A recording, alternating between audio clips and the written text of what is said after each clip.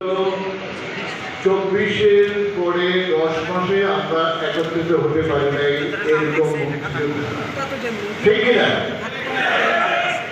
আজকে বন্ধু ভাইয়ের উপলক্ষে কিন্তু আমরা একত্রিত হয়েছি। তার স্মরণে আমি বন্ধু ভাইয়ের কয়েকটা স্মৃতি কথা বলি আমি শেষ করব, কারণ সবাই অধীর অপেক্ষায় আছেন আমাদের প্রধান অতিথির বক্তব্য শোনার জন্য, এবং আমাদের জন্য প্রযোজক বলেছেন যে তোমার একটা ব্যবস্থা আছে, প্রত্যেকে নিয়ে যাবেন। যাই হোক, বন্ধু ভাই আমার বয়সে সিনিয়র ছিলেন। আমি যুদ্ধকালীন সময় আমরা একত্রেই ছিলাম। আমরা আগরতলা থেকে যখন বাংলাদেশে প্রবেশ করি আমরা একত্রে প্রবেশ করি, এবং তার ক্যাম্পে কলাপিয়া বিভিন্ন ক্যাম্পে আমিও গিয়েছি। আমি ঢাকা শহরে যুদ্ধ করেছি। আমি বন্ধু ভাইয়ের স্মৃতি এটাই যে উনি অত্যন্ত অমায়িক এবং খুব নরম মনের মানুষ ছিলেন এবং মোটামুটির মানুষ আমার দৃষ্টিতে। উনি কোনো চিকুন বুদ্ধি তার ভিতরে ছিল না, যার জন্য উনি কিছুটা দলীয়ভাবে উনি চক্রান্তের শিকার হয়েছেন। এটা আমাদের কামাল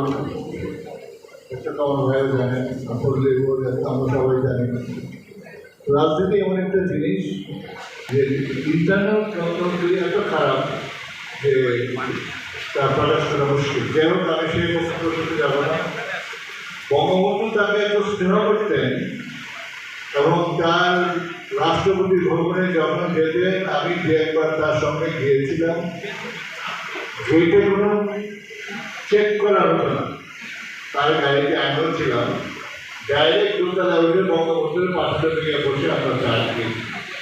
বঙ্গবন্ধু যে অনেক থেকে যারা বিয়ে করতেন আমরা কানে শুনতাম। যেদিন তার মেজাজ খারাপ ছিল সেদিন আর তার সাথে দেখা করা আমি খুব চোখ যেতাম না, আমি বন্ধু ভাই হতে যাইত, আমি পাশে যেতাম এই।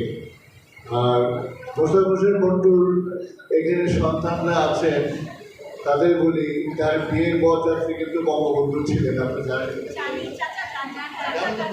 হ্যাঁ, বঙ্গবন্ধু যখন অফিস থেকে বের হবে তার গাড়ির বরযাত্রায় বঙ্গবন্ধুর গাড়িটা ছিল, এবং আমরাও ছিলাম বরযাত্রীতে। উনি লেজিসলেটিভ পার্টি 39 ভাষা প্রতিষ্ঠা করে তার হয়েছিলেন। আর গত অসুস্থ হওয়ার মাঝখানে যাকে হঠাৎ টেলিফোন আসতো আমাকে, এবং বন্ধু ভাই আমাদের টেলিফোন করছে কি বলবো, তাই শহীদ কি করবে আমার কি করে ডাকে শহীদ বলে একটু কথাটা তিনটা আসতে পাঠায়, আমি জানতাম না। পরে আমি একটু কথায় কথায় কোর্টে যাই, আমার আবার আছে সুব্রতা বন্ধ কীরকম অনেক কিছু অসুস্থ, তাই নাকি? এরপরে আমি যাওয়া করে যাওয়া হয় না। যাই হোক, আল্লাহ যখন বলছে যখন তাকে নিয়ে যাবে, আমরা কিন্তু অসুস্থ, আমিও 4 তারিখে ভর্তি হবো এলবেট হসপিটালে, আমার বাইপাস হবে।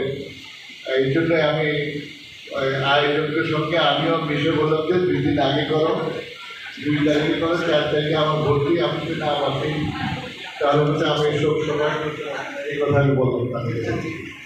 যাই হোক, আপনারা খুব কষ্ট করে আসছেন। এই যে প্রস্তুতি একটা কথা বলবো, কোনো একটা মুক্তিযোদ্ধারা এখান থেকে ওঠে নাই, সবাই আসা 10 মাস পরে একটা সভা। আমিও বলেছি তোমরা যাবে যেতে বলছি, প্রত্যেকেই এসেছে। শুধু উত্তরঘাট, দক্ষিণঘাট, খিলক্ষেত, ক্যামরা, যাত্রাবাড়ি, নিউ মার্কেট, বীরপুর বিভিন্ন অঞ্চল থেকে কমান্ডার আসছেন, আমার দৃষ্টি করছেন। আপনারা কষ্ট করে আসছেন, আমি কৃতজ্ঞতা বোধ করে প্রকাশ করছি। 2 নম্বর কথা, আমরা মাঝে মাঝে এই মুক্তিযুদ্ধের স্বার্থের কথায় চিন্তা করবো। বক্তারা অনেক কথাই বলে গেছেন, পূর্ববর্তী বক্তাগণ। আমরা শুধু 71কেই জানি, বঙ্গবন্ধুকেই জানি, বাংলাদেশকেই জানি, 3টাই আমাদের কথা। আমরা কিন্তু 71 মুক্তিযুদ্ধে গিয়েছিলাম, কেউ আওয়ামী করি এই হিসেবে যাইনি।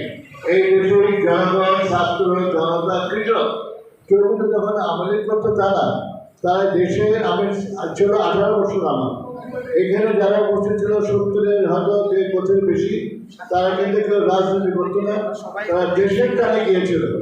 আমরা জীবন বাজি রেখে গিয়েছিল। প্রত্যেকটা মুক্তিযোদ্ধা এক একটা ইতিহাস, তার 71 সালে প্রত্যেকটা জিনিস জানে। 71 আগে যে বললে আমি কোনো পুনরাবৃত্তি করবো না, কারণ আমরা ওয়ালে দেখেছি খসরু বন্ধু ছেলেদের তুই হুলিয়া তুলতে হবে, এরকম স্লোগান আমরাও মুক্তি চাই। তার আমরা মানে তখন বলা হতো ঠিকানা ওয়ালে ওয়ালে লেখা হতো 69-এ, তখন আমরা তখন ক্লাস 10-এ মনে ব্যাটিং করতে দিয়েছি মাত্র।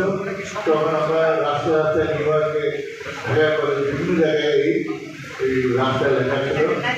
আমাদের ছাত্র সমাজকে উজ্জীবিত করার জন্য তারা ছিল 1 নম্বরের কাতারের নেতা এবং বঙ্গবন্ধুর খুব শ্রেষ্ঠ।